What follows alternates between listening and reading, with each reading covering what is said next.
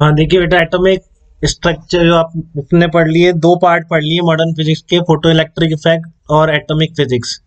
ये तीसरा पार्ट है न्यूक्लियस फिजिक्स, तो इसमें सारा न्यूक्लियस के बारे में बात करेंगे अपन। तो देखो सबसे पहले तो क्या है कि atomic nucleus was discovered by Rutherford in 1911। और कौन सा एक्सपेरिमेंट था ये आप पढ़ते हैं, स्कैटरिंग ऑफ अल्फा पार्टिकल्स।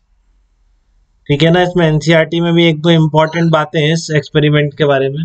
हाँ बताओ बेटा। एक बार और बता सकता हूँ, मैथ्स की क्लास चल रही थी इसलिए जस्ट अभी खत्म हुई अच्छा नहीं, मैं शुरू ही कर रहा हूँ, अभी कुछ नहीं बताया बेटा, जस्ट शुरू कर रहा है। हूँ। Okay sir. ठीक है ना। ये आपका जो एक्सपेरिमेंट एटॉमिक न्यूक्लियस था, ये किसने डिस्कवर किया था? रदरफोर्ड ने डिस्कवर किया था। और जो इसके एक्सपेरिमेंट से किया था वो alpha scattering of alpha particles वाले एक्सपेरिमेंट से डिस्कवर किया था इसने। और जेम्स एडविक था एक, उसने आपका न्यूट्रॉन डिस्कवर किया था। तो रदरफोर्ड ने क्या बोला था? मैं एडमिट कर दूंगा। हाँ। अच्छा मैं आपको बना देता हूँ, देखो एक बार रुको यार, ये सही कह रहा हूँ।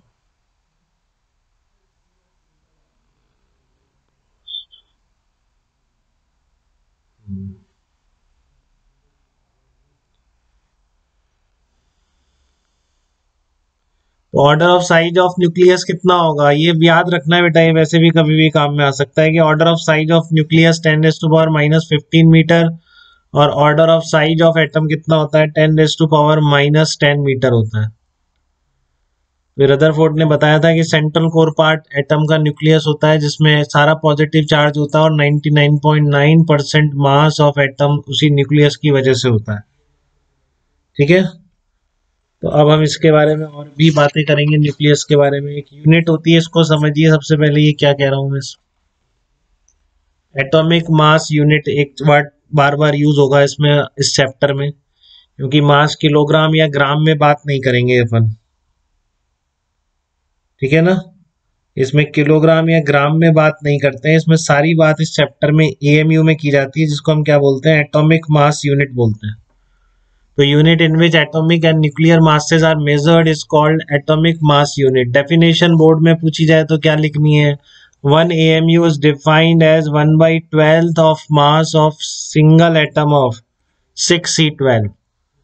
ठीक है, 6C12 का जो सिंगल एटम का वेट होगा, उसका जो 1/12 मास होगा, दैट इज कॉल्ड 1 AMU। तो ये डेफिनेशन जस्ट लिखने के लिए, जो काम की बात है आपकी एएमयू के बारे में वो सुनिए आप। ये ध्यान रखना है आपको, 1 AMU equals to 1/Na। Na क्या है यहाँ पर? एवोगैड्रो नंबर है आपका 6.023 इंटू 10⁻23। ठीक है ना। Na क्या है आपका? एवोगैड्रो नंबर है। तो 1 AMU को अगर ग्राम या किलोग्राम में कन्वर्ट करना है तो क्या होता है? 1/Na ग्राम होता है। ठीक है। तो इसको आप सॉल्व करेंगे और फिर उसको कन्वर्ट करेंगे किलोग्राम में, तो आ जाता है 1.66 इंटू 10⁻⁻27 kg। ये 1 AMU निकल के आता है। ठीक है। तो इम्पोर्टेंट बात क्या है, देखो सुनो। मान लो एटॉमिक वेट आपको पता है कि जैसे ऑक्सीजन का एटॉमिक वेट बताओ कितने ग्राम होता है? ऑक्सीजन का एटॉमिक वेट, 16। ऑक्सीजन का एटॉमिक वेट 16 ग्राम होता है। तो 16 ग्राम का आपका जो एटॉमिक वेट है, क्या सिंगल एटम का वेट 60 ग्राम है क्या? एक मोल का एटम। हाँ, ये आपका कितने एटम्स का वेट 60 ग्राम है? Na एटम्स का। तो आप क्या लिखोगे? Weight of Na atoms equal to 16 gram. तो सिंगल एटम का कितना होगा? Weight of single atom, weight of single atom कितना होगा? 16/Na ग्राम। ठीक है। तो 1/Na ग्राम क्या है? 1 AMU या 1 ग्राम किसके बराबर हो जाएगा? 1 ग्राम किसके बराबर हो जाएगा? Na। 1 ग्राम को Na से मल्टीप्लाई कर दो तो AMU में आ जाएगा। तो सिंगल एटम का वेट कितना निकल के आ जाएगा? 16/Na ग्राम बोल दो या फिर 16 AMU बोल दो। ठीक है। तो जो आपने सारे एटॉमिक वेट याद कर रखे ना बेटा, ग्राम में अगर लिख दोगे तो सारे वो एवोगैड्रो नंबर के बराबर एटम्स का वेट होगा। बट आप उस ग्राम को हटा के अगर एएमयू लगा दोगे, समझ रहे हैं इस चीज को? उस ग्राम को हटा के अगर आप एएमयू लगा दोगे तो वो सिंगल एटम का वेट आ जाएगा एग्जैक्टली। बात क्लियर है क्या बेटा इसमें? क्योंकि 1 AMU का मतलब कितना है, 1 AMU equals to 1 upon Avogadro number gram, 1 upon N gram या 1.66 इंटू 10⁻⁻27 kg, याद होना चाहिए दोनों। और बाकी फिर ये फटाफट निकालना आना चाहिए, बेसिक मीनिंग ये है। किसी का भी आपको जितने एटॉमिक वेट पता है उसके आगे अगर आपने ग्राम को हटा के AMU लगा दिया तो वो सिंगल एटम का वेट आ जाएगा, ठीक है ना, क्योंकि वेट ऑफ सिंगल एटम निकल के आ जाए। सेम मॉलिक्यूलर वेट भी, आपको जो मॉलिक्यूलर वेट पता है, आपको एक मॉलिक्यूल का निकालना है, ग्राम को हटा के AMU लगा दो तो वो एग्जैक्टली सिंगल एटम का वेट कहलाएगा। तो अब ये एक का है तो आपको इसको कन्वर्ट करना है तो 16 इंटू NA ग्राम करना पड़ेगा, ठीक है ना, 16 इंटू NAMU, तो फिर वो ग्राम में आ जाएगा क्योंकि 1 AMU इक्वल्स टू क्या है, 1 अपॉन NA ग्राम। बात क्लियर है क्या बेटा, सबको कोई दिक्कत तो नहीं है? नाइट्रोजन का कितना होता है एटॉमिक वेट, 14 ग्राम होता है क्या,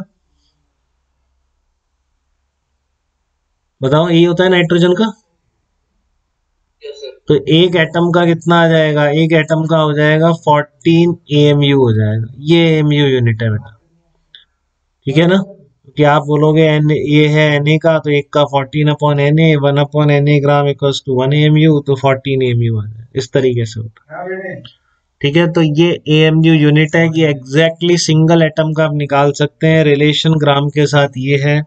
इस चैप्टर में हमको जनरली वेट सारे जो एटॉमिक मासेस हैं सब AMU में देता है, मतलब एग्जैक्टली सिंगल एटम का हमको मास गिवन होगा, ठीक है ना, एटॉमिक मास यूनिट में। तो कंफ्यूज नहीं होना है, बहुत सिंपल है।